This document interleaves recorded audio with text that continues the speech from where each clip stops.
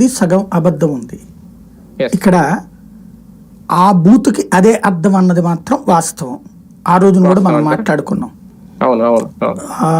అందులో అతను అన్నటువంటిది ఖచ్చితంగా తప్పే. తెలుగుదేశం పార్టీ కార్యాలయంలో అన్నాడు అధికార ప్రతినిధి అన్నటువంటి.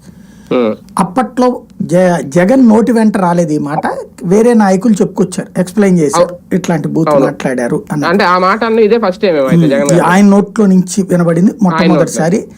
అది ఎందుకు అంటే వాస్తవంగా నందిగం సురేష్ అరెస్ట్ చేశారు, తెలుగుదేశం పార్టీ కార్యాలయం మీద దాడి చేశారు, దుర్మార్గం చేశారు అని చెప్తున్నప్పుడు అసలు ఆ దాడి ఎందుకు జరిగింది అన్నది ఈయన ఈ పదం వాడి గుర్తు చేయడం వలన విషయం పబ్లిక్కి గుర్తుకుంది. ఎందుకంటే మనం ఇది అప్డేటెడ్ అవ్వట్లేదు, మనం అవుట్డేటెడ్ అవుతున్నాం.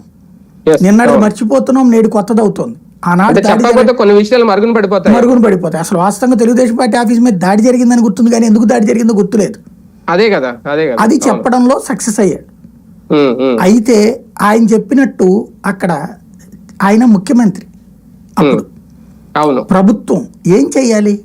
చట్టపరంగా ఇలాంటి భాష మాట్లాడారని కేసు పెట్టాలా, 41 నోటీస్ ఇవ్వాలా, వివరణ తీసుకోవాలి.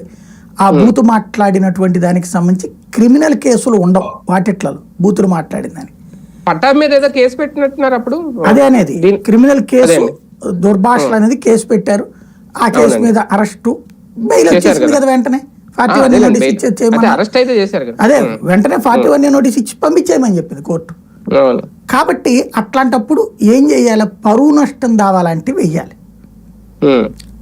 అయితే పట్టాభి రేంజ్ తన రేంజ్ కాదనుకుని తను చేయలేదనుకుంటా పరువు నష్టం దావా. ఇంకోటి ఎట్లాగో పోలీసులతో ఆ రోజు చేయాల్సిన పని చేయించేసాం కదా ఆగిపోయారు.